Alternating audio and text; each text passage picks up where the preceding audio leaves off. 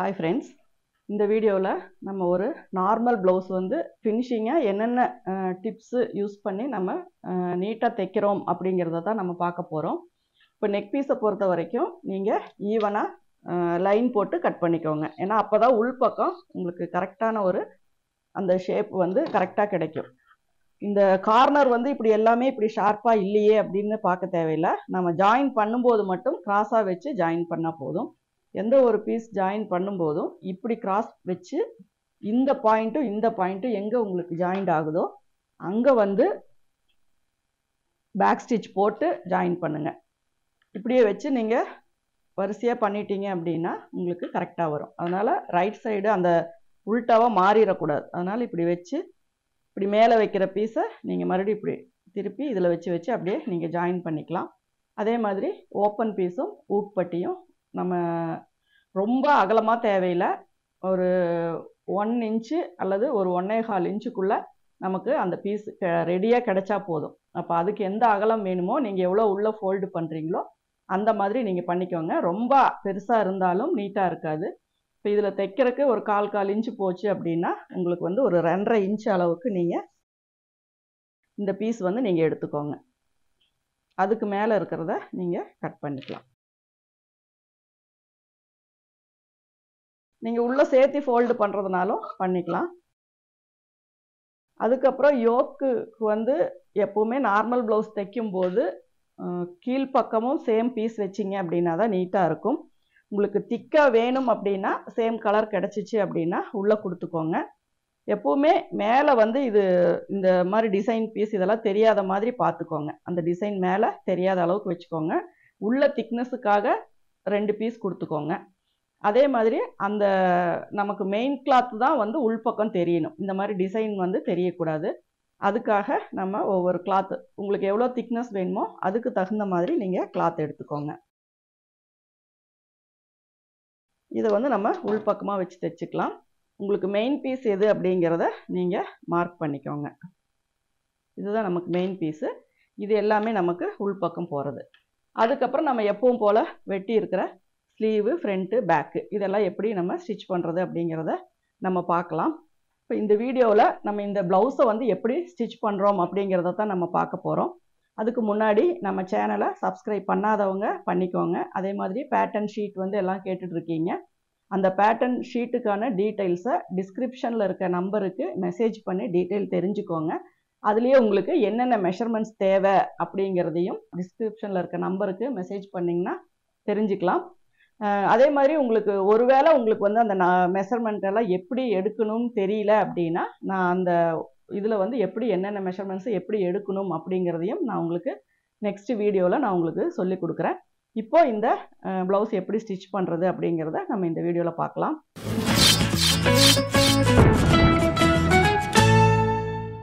எப்போவுமே நம்ம ஃபஸ்ட்டு இந்த சின்ன சின்ன பீஸ் எல்லாம் ரெடி பண்ணிட்டீங்க அப்படின்னா தான் உங்களுக்கு டைமிங் வந்து சேவ் ஆகும். அதனால் அப்போ தான் நம்ம நெக்ஸ்ட்டு தைக்கிற அந்த பெரிய பீஸ் எல்லாம் அது நார்மல் ப்ளவுஸ் அப்படிங்கும்போது அதை இழுத்து நம்ம அதை வந்து ரொம்ப இது பண்ணாமல், ஏன்னா நம்ம ஃபஸ்ட்டு அதெல்லாம் ரெடி பண்ணிட்டோம் அப்படின்னா இதெல்லாம் தைக்கிற வரைக்கும் அதை அங்கேயும் போட்டு நம்ம பண்ணும்போது நெக்கு வந்து எக்ஸ்பெண்ட் ஆகும். அதே மாதிரி துணி வந்து கசங்கும். அதனால் நம்ம எப்போவுமே இந்த சின்ன சின்ன பீஸை வந்து ஃபஸ்ட்டு நம்ம ரெடி பண்ணி வச்சுக்கலாம். ஃபஸ்ட்டு நெக் பீஸ் ரெடி பண்ணிக்கலாம். ரெண்டாவது ஓப்பன் பீஸு, அப்புறம் யோக் பீஸு, அப்புறம் ஸ்லீவு, அப்புறம் பேக்கு, அதுக்கப்புறம் ஃப்ரண்ட்டு. ஏன்னா ஃப்ரண்ட்டில் தான் இது எல்லாத்தையுமே நம்ம அட்டாச் பண்ண போகிறோம். அப்போது ஃபஸ்ட்டு நம்ம என்னென்ன ஃபாலோ பண்ணுறோமோ அதை பண்ணிக்கோங்க. நான் ஃபஸ்ட்டு சொன்ன விஷயம் இந்த கிராஸ் ஜாயின் வந்து ரொம்ப முக்கியம். நீங்கள் ஸ்ட்ரெயிட் ஜாயின் போட்டிங்க அப்படின்னா இப்படி ஸ்ட்ரெயிட்டாக ஜாயின் போட்டிங்க அப்படின்னா இதை திரும்பி நீங்கள் மறுபடியும் இப்படி நெக்கில் வச்சு மடிக்கும்போது இவ்வளோ மொத்தம் வந்து உங்களுக்கு வரும். சரிங்களா? அப்போ என்னாகும் அப்படின்னா உங்களுக்கு அந்த நெக்கு போடும்போது அந்த இடத்துல அழுந்தும். இப்போ இதுவே கிராஸாக போட்டிங்க அப்படின்னா இந்த மடிப்பு ஒரு இடத்துலையும் இந்த மடிப்பு ஒரு இடத்துலையும் போயிடும். உங்களுக்கு நீங்கள் ஃபினிஷ் பண்ணுறதுக்கும் அது நல்லா நீட்டாக இருக்கும். இப்போ இதில் வந்து லைட்டாக ஒரு பேக் ஸ்டிச் போட்டு ஸ்டார்ட் பண்ணிக்கோங்க. அப்போ தான் வந்து பிரியாமல் இருக்கும். அதே மாதிரி முடிச்சுக்கோங்க. அடுத்தது இதை அப்படியே திருப்பிக்கோங்க. மேல் பக்கம் வருதான்றதை செக் பண்ணிவிட்டு அதுக்கு மேலே அதே மாதிரி இப்படி கிராஸ் பண்ணிக்கோங்க.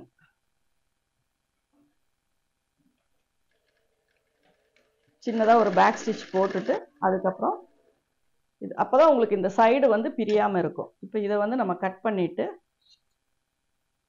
உங்களுக்கு டபுள் லேயராக பிரித்து விடுறவங்க கொஞ்சம் துணி அதிகமாக விட்டு கட் பண்ணிக்கோங்க. இப்படி டபுள் லேயராக விடுற மாதிரி இருந்தால், இல்லாட்டினா நம்ம எப்பவும் போல் ஒரு 1/4 இன்ச்சு கேப்பில் வெட்டிக்கலாம். இதெல்லாம் வெட்டினதுக்கப்புறம் நீங்கள் இந்த பீஸை பார்த்தீங்க அப்படின்னா உங்களுக்கு இது ஸ்ட்ரைட்டாக தான் வரும். இதை வந்து நம்ம நகத்தில் ப்ரெஸ் பண்ணிக்கலாம். இது வந்து லைட்டாக எக்ஸஸாக இருக்கிறது எல்லாமே அதுக்கப்புறம் நம்ம கட் பண்ணிக்கலாம். இந்த பிசுறு எல்லாத்தையும் கட் பண்ணிக்கலாம். இப்போ உங்களுக்கு இது வந்து ஒரு ஸ்ட்ரைட்டாக வந்துடும். அதே மாதிரி எல்லாத்தையுமே நம்ம ஜாயின் போட்டுக்கலாம். மேக்ஸிமம் லாங் ஜாயிண்டாகவே போடுங்க. குட்டி குட்டியாக போட்டிங்க அப்படின்னாலும் உங்களுக்கு அது நெக் ஃபினிஷிங்க்கு வந்து அவ்வளோ நீட்டாக இருக்காது.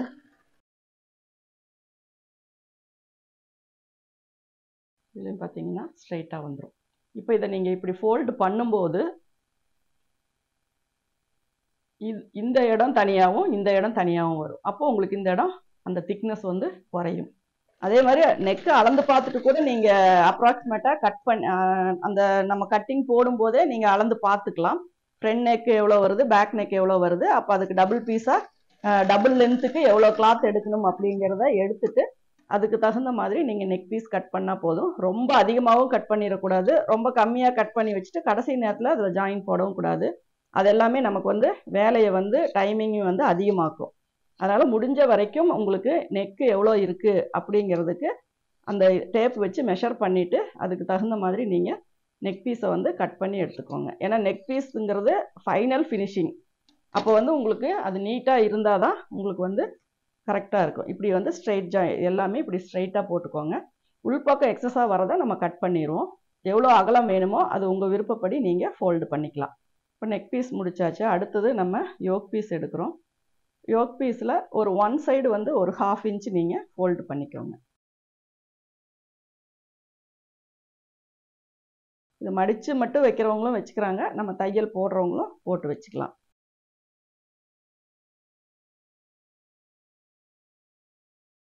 இதுக்கு வந்து பேக் ஸ்டிச் தேவையில்லை, நம்ம அப்படியே வைக்கிறது தான். இதையும் வந்து நீங்கள் டபுளாக ஃபோல்டு பண்ணிக்கோங்க.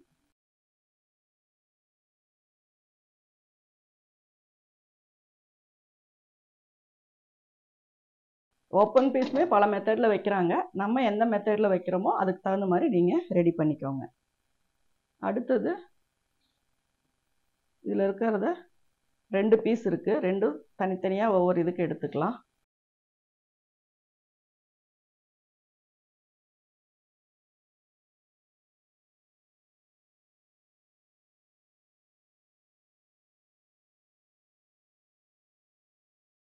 சைடு மட்டும் மாறிடக்கூடாது. ஏன்னா ரெண்டும் ஒட்டுக்கா ரெடி பண்ணும்போது உங்களுக்கு ரைட் லெஃப்ட் மாறுறதுக்கு வாய்ப்பு இல்லை. தனித்தனியாக எடுத்து பண்ணீங்க அப்படின்னா உங்களுக்கு அந்த சைடு வந்து மாறும். மேக்ஸிமம் நீங்கள் இந்த மார்க்கிங் வந்து ராங் சைடு போட்டிங்கன்னா அது எல்லாமே உள்ளே போயிடும்.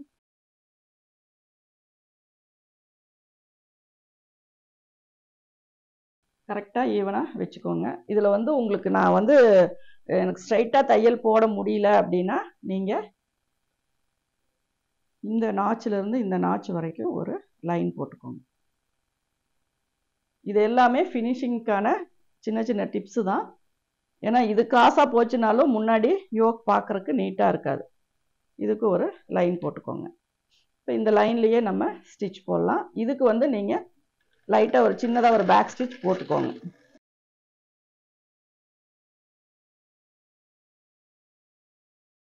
இங்கே என்ன இதில் முடியுதோ அதில் தான் இங்கே ஸ்டார்ட் பண்ணணும்.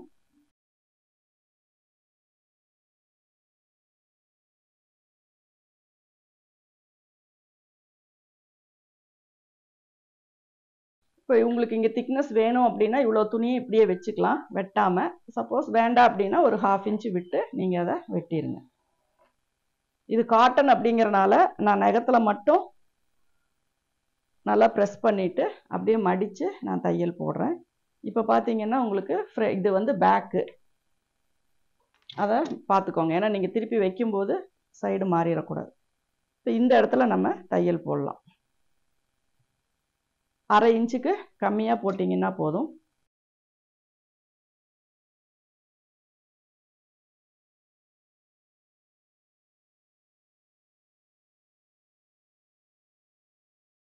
அதே மாதிரி ஆப்போசிட் சைடு நல்லா நகத்தில் ப்ரெஸ் பண்ணிக்கோங்க. அப்படி இல்லாட்டினா படிமான தையல் நீங்கள் போடுறீங்கன்னா இந்த சைடு தான் போடணும், மெயின் சைடு போடக்கூடாது. படிமான தையல் போடும்போது இதை எல்லாத்தையுமே இப்படி தள்ளி விட்டு இதில் தான் படிமான தையல் போடணும். அப்போ தான் உங்களுக்கு ஈஸியாக ஃபோல்ட் ஆகும். இப்போ நான் வந்து உங்களுக்கு நகத்திலேயே காட்டன் மெட்டீரியலை பொறுத்த வரைக்கும் நம்ம நகத்திலேயே நல்லாவே ப்ரெஸ் பண்ணிக்கலாம். நல்லா ப்ரெஸ் பண்ணிவிட்டு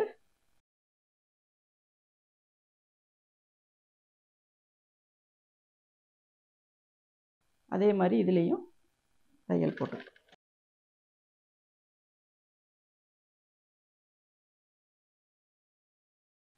இப்போ பார்த்தீங்கன்னா இந்த ரெண்டும் ஃப்ரண்ட் போர்ஷன் கரெக்டாக வந்துடும். இப்போ நீங்கள் இது மேலே ஒரு அவுட்டர் தையல் போட்டுக்கலாம்.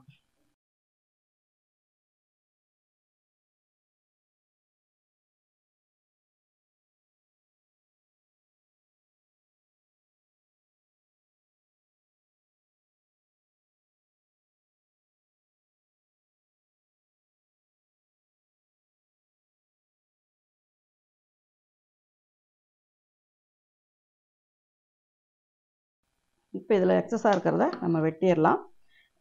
எப்போ ஒரு லைனிங் ப்ளவுஸ் தைக்கும் போதும் சரி, ஒரு நார்மல் ப்ளவுஸ் தைக்கும் போதும் சரி, நீங்கள் எக்ஸ்ட்ரா இருக்கிறத கட் பண்ணும்போது நம்ம அளவு பார்த்து கரெக்டாக வெட்டி வச்சிருக்கிற கிளாத்தை வந்து எப்போவுமே வெட்டிடக்கூடாது.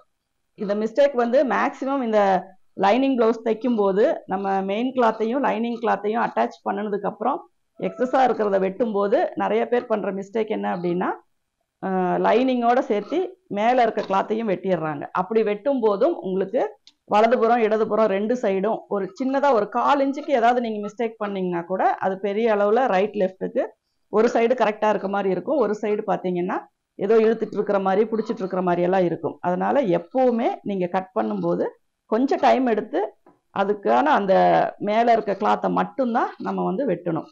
லைனிங் கிளாத்தை சேர்த்து வெட்டிடக்கூடாது. ஏன்னா அதுக்கு பல அளவுகள் வச்சு தான் நம்ம அதை கட் பண்ணியிருப்போம்.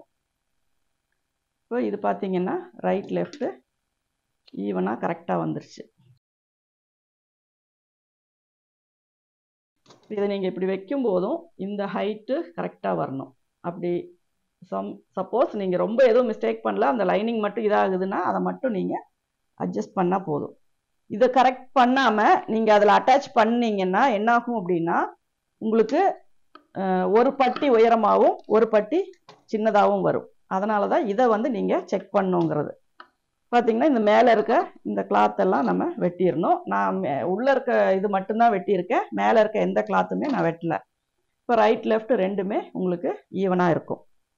இதுக்கப்புறம் நம்ம ஸ்லீவை ரெடி பண்ணலாம். ஸ்லீவில் ஏதாவது ஜாயின் இருக்கான்னு பார்த்துக்கோங்க. இந்த இடத்துல மட்டும் சின்னதாக ஒரு ஜாயின் போடணும். அந்த ஜாயின் போடும்போதும் பார்த்து போட்டுக்கோங்க. இப்படியே திருப்பிட்டு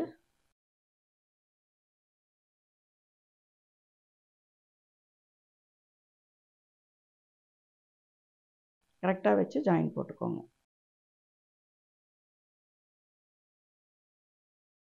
இங்கே மேல் பக்கம் தான் துணி நமக்கு நிறைய தேவைப்படும். அதனால் அதை வந்து எவ்வளோ கிளாத் வேணுமோ அதை மேலே இழுத்து விட்ருங்க.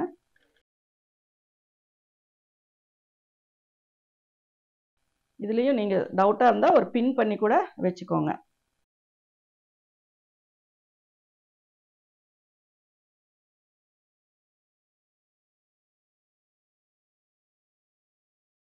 ஜாயின் பண்ணும்போதும் பார்த்துக்கோங்க. இது இப்படி ஆப்போசிட்டில் வச்சு தான் நான் வந்து ஜாயின் பண்ணியிருக்கேன்.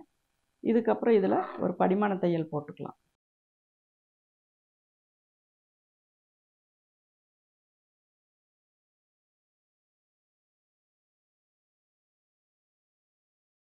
பெரிய ஜாயிண்டாக இருந்தாலும் இதே மாதிரி தான் நீங்கள் போடணும்.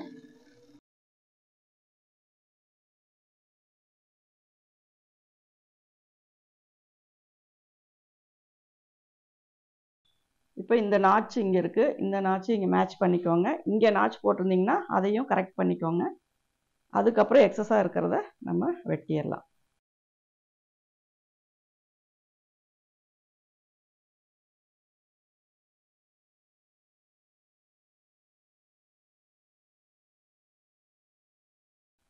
எக்ஸஸாக இருக்கிறத வெட்டிட்டீங்க அப்படின்னா உங்களுக்கு இந்த ஜாயிண்ட் வந்து ஈவனாக ஆயிரும்.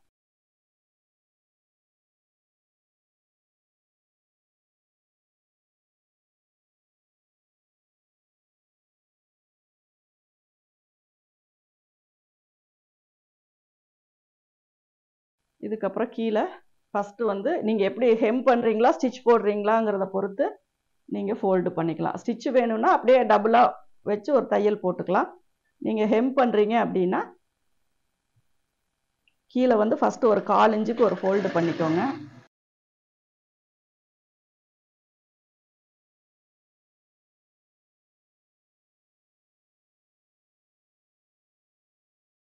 இங்கே எந்த பேக் சைடு அப்படின்னா இந்த இடத்துலையும் உங்களுக்கு பேக் சைடு தான் வரணும். ஏன்னா அப்போ தான் அந்த ஜாயிண்ட்டுமே உங்களுக்கு வந்து மேல் பக்கம் வராமல் கரெக்டாக இருக்கும். இதுலேயும் 1/4 இன்ச்சுக்கு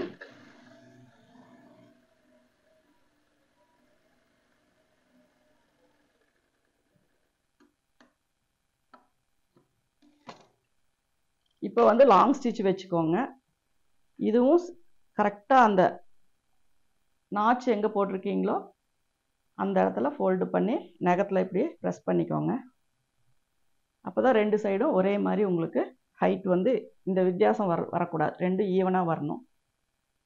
இதுக்கு வந்து கீழே ஒரு லாங் ஸ்டிச் போட்டுக்கோங்க. இதை வந்து நீங்கள் ஹெம் பண்ணிவிட்டு பிரிச்சுக்கலாம்.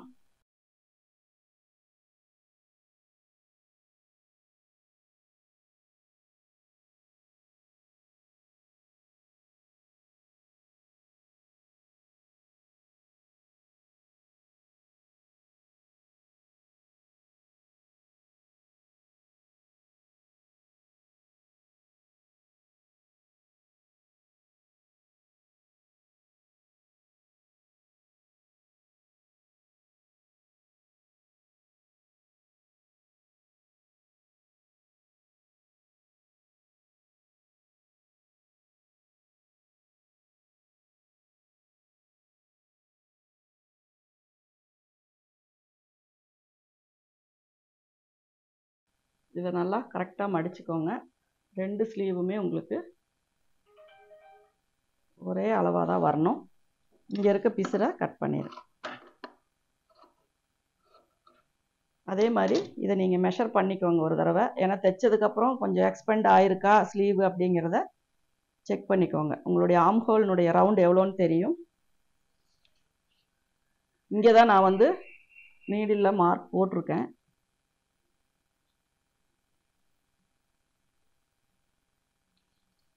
கரெக்டாக 8 இன்ச்சுக்கு மட்டும் போட்டுக்கோங்க.